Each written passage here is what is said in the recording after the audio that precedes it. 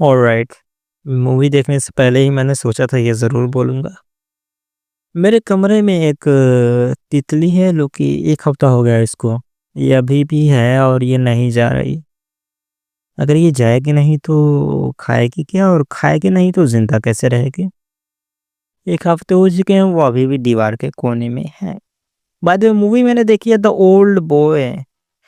Review क्या दूँ? शुरू से मैंने देखा लेकिन मूवी जैसे-जैसे आगे बढ़ रही थी इतनी डिस्गस्टिंग होती गई वो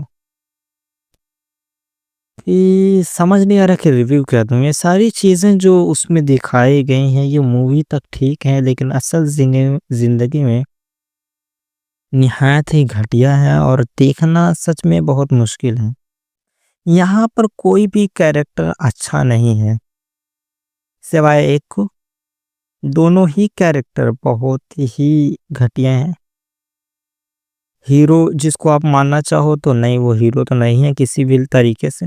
वो भी एक घटिया इंसान ही है और उसको अगर 15 साल की सज़ा मिली तो मैं तो अगर कहूँगा उसकी पहली सज़ा ये होनी चाहिए थी। मैं शुरू से यही सोच रहा था कि अगर उसने अपनी बीवी का कत्ल कर दिया है तो सज़ा 15 से 16 साल की ये उसकी बहुत घटिया सज़ा है। ये सज़ा तो नहीं होनी चाहिए थी। उसकी सज़ा तो मौत होनी चाहिए थी क्योंकि कत्ल की सज़ा कत्ल ही बेहतर है।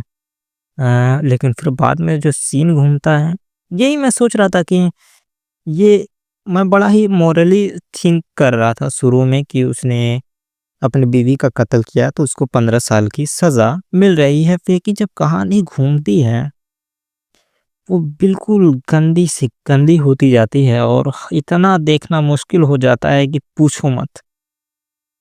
सच बताऊँ तो ये कहानी इसने मुझे माइंड ब्लो कर दिया और मैं कुछ सोच ही नहीं पा रहा। मतलब कि लिखने वाला कैसे ये लिख रहा है, मैं इसको क्या बोलूँ? कुछ नहीं समझ आता जब तक कि आप मूवी के बिल्कुल लास्ट तक ना देखें। आखिर उसमें क्या है? कहानी बहुत अजीब है, बहुत डरावनी है, भयानक। आई होप सो कि ऐसी सारी चीज़ें असल ज़िंदगी में ना हो। अगर ये मूवी तक है तो ठीक है क्योंकि जिसने भी ये कहानी लिखी है मुझे तो लगता है वो बहुत ही घटिया किस्म का इंसान रहा होगा। मैं देखो लोगों ने मूवी की तारीफ़ की, मैंने देखी, सन 2003 में रिलीज़ हुई थी।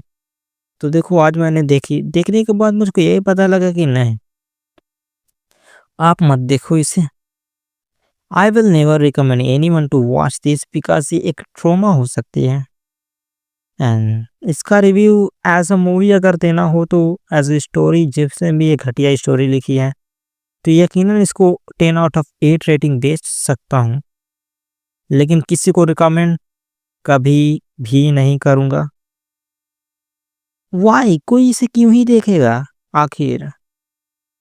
इससे ना ही आपको किसी तरीके की सीख मिलती है, सीख मिलती होगी आई डोंट नो कि इसमें किसी तरीके की सीख मिलती है, क्या सीख मिलेगी? और ये कैरेक्टर जो है कि आपके साथ कभी-कभी खेलता है, जो उसमें टॉर्चरर होता है, दोनों ही मूवी में विलेन है, I am not able to find any hero there. तो ऑलराइट गाइस अगर आप मूवी देखना चाहो तो देख लो। ये मेरा सच में रियल रिव्यू है, मैं ज़्यादा एडिटिंग-उडिटिंग नहीं करता। Alright, thanks for watching. मैं ज़्यादा बोल नहीं पाऊँगा, बोलना मुश्किल है, आखिर क्या बोलूँ? मैं आपको रिकमेंड नहीं करूँगा कि आप ये देखें, तो थैंक्स फॉर वॉचिंग।